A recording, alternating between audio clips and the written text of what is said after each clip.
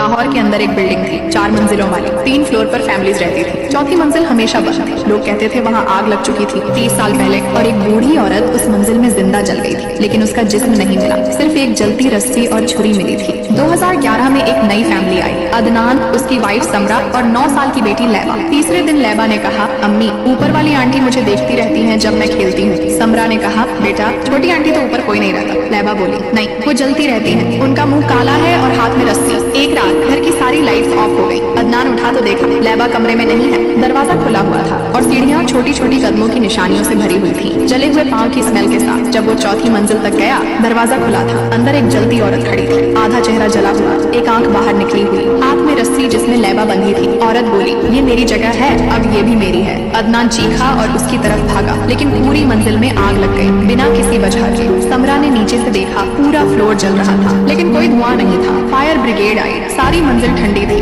मगर लैबा का कोई निशान नहीं मिला। सिर्फ एक जली हुई छोटी चप्पल और एक दीवार पर लिखा था, वो वापस नहीं जाएगी। तब से छोटी बच्चियां उस बिल्डिंग के पास जाने से डरती हैं, और हर रात 2:30 बजे अगर कोई चौथी मंजिल के दरवाजे के पास खड़ा हो तो अंदर से किसी के जलने की चीख और छोटी छोटी हंसी की आवाज आती है। लाहौर के अंदर एक बिल्डिंग थी, 4 मंजिलों वाली। 3 फ्लोर पर फैमिलीज रहती थी। चौथी मंजिल हमेशा बंद थी। लोग कहते थे वहाँ आग लग चुकी थी 30 साल पहले, और एक बूढ़ी औरत उस मंजिल में जिंदा जल गई थी, लेकिन उसका जिस्म नहीं मिला, सिर्फ एक जलती रस्सी और छुरी मिली थी। 2011 में एक नई फैमिली आई, अदनान, उसकी वाइफ समरा और 9 साल की बेटी लैबा। तीसरे दिन लैबा ने कहा, अम्मी, ऊपर वाली आंटी मुझे देखती रहती हैं जब मैं खेलती हूँ। समरा ने कहा, बेटा, छोटी आंटी तो ऊपर कोई नहीं रहता। लैबा बोली, नहीं, वो जलती रहती है, उनका मुंह काला है और हाथ में रस्सी। एक रात घर की सारी लाइट्स ऑफ हो गई। अदनान उठा तो देखा, लैबा कमरे में नहीं है। दरवाजा खुला हुआ था और सीढ़ियाँ छोटी छोटी कदमों की निशानियों से भरी हुई थी, जले हुए पाँव की स्मेल के साथ। जब वो चौथी मंजिल तक गया, दरवाजा खुला था। अंदर एक जलती औरत खड़ी थी, आधा चेहरा जला हुआ, एक आंख बाहर निकली हुई, हाथ में रस्सी जिसमें लैबा बंधी थी। औरत बोली,